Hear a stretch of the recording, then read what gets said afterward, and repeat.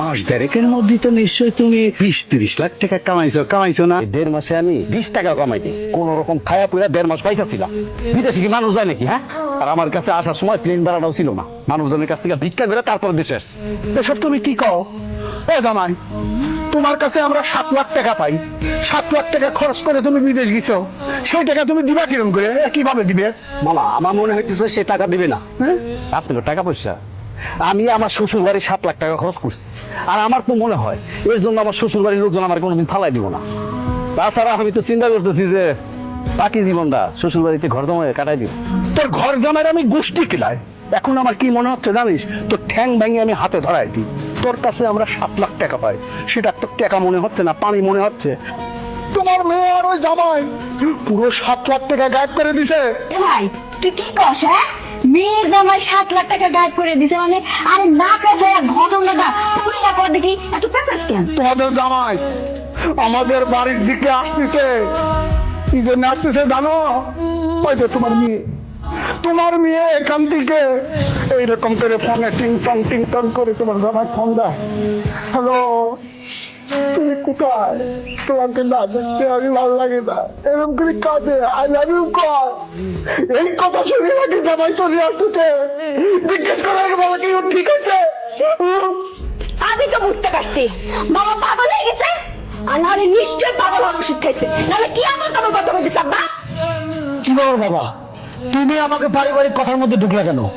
তোমার বিচার করতে হবে না, আমার পরিবারের সমস্যা আমি বিচার করতে পারবো। যাও তুমি যাও। দুলে ভাই, সে বিচার করার জন্য এ বাড়িতে আসে নাই, এই বাড়িতে আসে ঘর জামাই থাকার জন্য।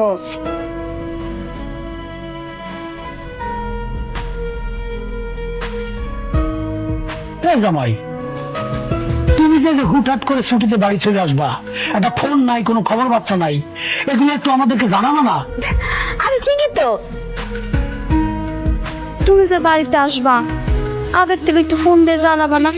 এরকম না জানাই চলে আসছো কেন? একটু বলবে ফোন দিয়ে। হ্যাঁ জামাই বাবা, তুমি সত্যি সত্যি আমাদেরকে চমকাই দিতে আইছো, আমরা কিন্তু চমকাই গেছি। একটু জানাই আসলে কি হইতো, ভালো মন্দ রান্না করে রাখতাম। আপা, তোমার মেয়ে তো দেখতেছি সেই রকম অভিনয় জানে, সেম দুলিবার মতো। আর তুই কি করলি? তুই কিছুই জানিস না যে তোর স্বামী বিদেশ থেকে কিসের জন্য এ বাড়িতে আসতেছে? নাটক করিস আমার সাথে। কি ছুটি আসছো না? জি না, আপনারা যা যে ভাবতেছেন সম্পূর্ণ ভুল। আমি বিদেশ থেকে ছুটি নিয়ে আসিনি, আমি বিদেশ থেকে একবারে চলে আসছি। আর একটা জিনিস চিন্তা করছি, আমি আর কোনোদিন বিদেশে যাবো, এই গ্রামে থেকে একটা কিছু করবো। তুমি বিদেশে যাবা কি যাবা না সেটা আমার বিষয় না, কিন্তু আমি যে তোমারে 7 লক্ষ টাকা দিয়ে বিদেশ পাঠাইছি, সেই 7 লক্ষ টাকার লাভ সহ কড়াই গন্ডায় তুমি আমার হিসাব বুঝিয়ে দেবা, ঠিক আছে? আব্বা, আমি তো একদম শূন্য, আমার কাছে কিচ্ছু নাই। উল্টা আপনি যে 7 লাখ টাকা দিয়েছিলেন সেইটাও শেষ হয়ে গেছে। আমি দেশে আসছি আপনার মেয়ের জন্য। আপনার মেয়ে আমাকে মিনিটে মিনিটে ফোন দেয় আর বলে সে নাকি আমাকে ভালোবাসে, সে নাকি আমাকে ছাড়া থাকতে পারতেছে না, আমি তাড়াতাড়ি চলে আসি, আর কান্নাকাটি করে। তাছাড়া আপনারা যে 5 বছরের জন্য দুবাই পাঠাইছেন, তার কাছে নাকি এটা 5,000 বছর। এর জন্য এত ঝামেলা না করে আমি দেশে চলে আসছি। আল্লাহ, এটা আমি কি শুনতেছি? আমার 7 লাখ টাকা, আমার 7 লাখ টাকা।